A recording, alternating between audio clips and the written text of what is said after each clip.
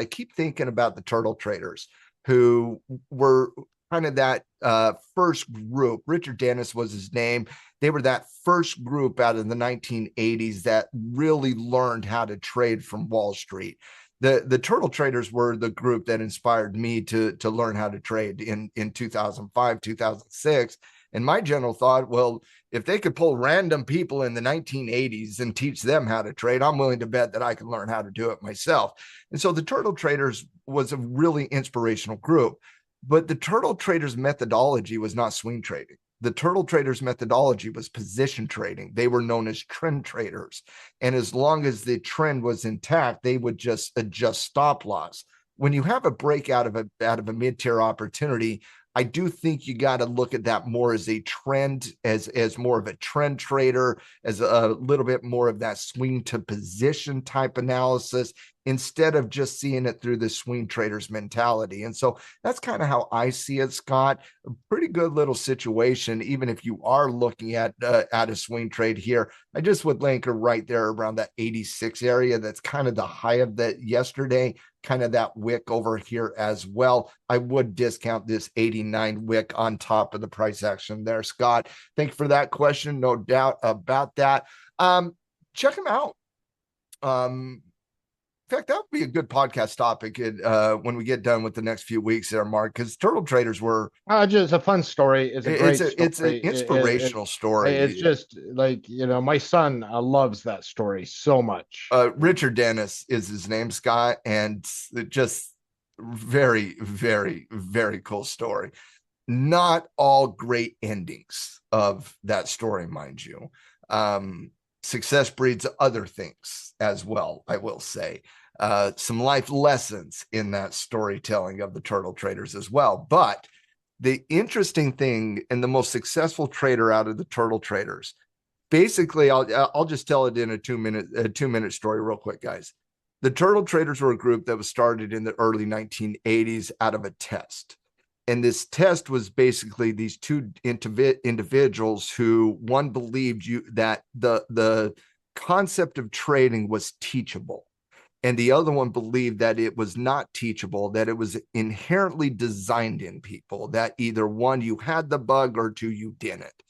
And Richard Dennis was the individual who believed that you could teach somebody how to trade, you could teach somebody how to invest, because then and even now today, the art of trading is really a concept controlled by Wall Street. Most of Main Street America don't feel they have the ability to trade. They are wrong in that capacity, but this is, you fight decades of belief systems on these types of conversations. Well, instead of arguing about it, Richard Dennis took out an ad in I want to say the Wall Street Journal, could have been the New York Times, I can't remember off the top of my head, but he took out an ad and said, I'm willing to teach people how to trade. They did a class in December of 1982, I want to say, and it was a week-long class. And the first trade they ever made, basically, Richard Dennis spent the first week teaching them how to trade. He spent the second week applying things how to trade. And the first trade they make was I believe on heating oil, and it was based on heating oil breaking out, guys. And when heating oil was kind of trading like this, the trade called for a breakout. And so when it breaks out, that's when you're supposed to make the trade. Now, this system, the Richard Dennis system, was taught to all of these people. Okay. Yeah, Scott, they all made a lot of money. They all made a lot of money, but not all of them had success. Not all of them did. Of the 12 turtle traders that were in the first initial one, 6 of them made this trade. They all watched Richard Dennis do it, but 6 of them made the trade. Only 3 of them stayed in the trade past the first couple days, because most of them got out as the trade went up, and they started saying, oh, I'm making money, I got to get out of the trade. And so as it started going up, most of them pulled the trade. That's not what the trade called for, by the way. That's just what they did. They saw they were making money, and they're like, oh my goodness, I didn't have to work for money. Now I get to go. So I'm going to pull that money. Well, came down when it started coming down in price. The other ones got out of the trade, but it's like, oh, I can't give up what we just made. Except one young man 19 years old, the youngest student in the class, stayed in the trade the entire time as Richard Dennis. And he was later asked in his life, it's actually a sad story on old Murphy, but he was later asked in his life, why was it you? And he said, and this stood with me for a long time, I wasn't closing that trade till Richard Dennis did. It had nothing to do with anything about the profit or the loss. It had everything to do with about the system and the trust within the system. And yeah, he was one of those ones that went on to make a couple $100 million trading based on the Turtle Trader system. The reason I bring this story up, guys, is number one, it just kind of came to my mind. But number two, there's a lot of lessons new traders can take out of the Richard Dennis Turtle Trader story. Number one, system. It's not necessarily about you. It's about the system.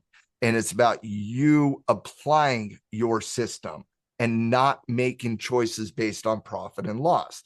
That's the first thing that stood out to me. The second thing that stood out to me was don't make decisions based on the P&L column. Make decisions based on your prep work before you ever even make the trade. And so if we're looking at Upstart, for example, and Scott's like, okay, I got a stop loss underneath 80. I'm going to enter in above 80, we'll call it 86, and I'm going to target, say, 100, right? Well, if you get that first upward movement in price and it goes to $90 and you have some profitability, the trade doesn't call you to close the trade. That's not what the trade called for. That's not what the trade prep called for. That's what nobody called for other than you making decisions. And I'm not saying Scott would do this. I'm saying you making decisions based on profit loss. If the analysis is the one that tells me to do something, I should do it. But I shouldn't make decisions just based on whether or not I made a little bit of money or I lost a little bit of money, because that's not the game we play in the marketplace. And so the Richard Dennis story is a really, really compelling story. I personally, there's a lot of books about the Richard Dennis story. I'm looking, here's one right here. I got one off my bookshelf. I'll pull up my video camera real quick here, guys. Can you see me? Where's my video camera? I can't even see my video camera. There we go. Can we see me now? I can see you. I can see you. So this book right here, this book called The Way of the Turtle.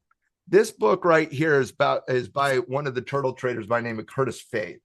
Curtis Faith is kind of the lesson of greed a little bit, I would say. Curtis Faith had that, but he was the young trader who basically was part of that turtle trader story initially. That was a good one. I know we got a couple other turtle trader books over there. I'm trying to find one. If you're a new trader and you have not read this book right here, The New Market Wizards, this book was written by Jack Swigert many years ago. Love this book. This was the first book I ever read as a trader, and I wanted to be a new market wizard. There's no doubt about that. Jack Swigert, he's the one who inspired me initially.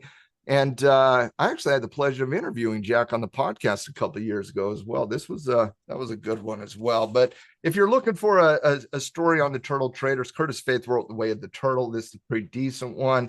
Not all about trading, a lot of mindset in here as well. Some of the things that he did wrong along the ways.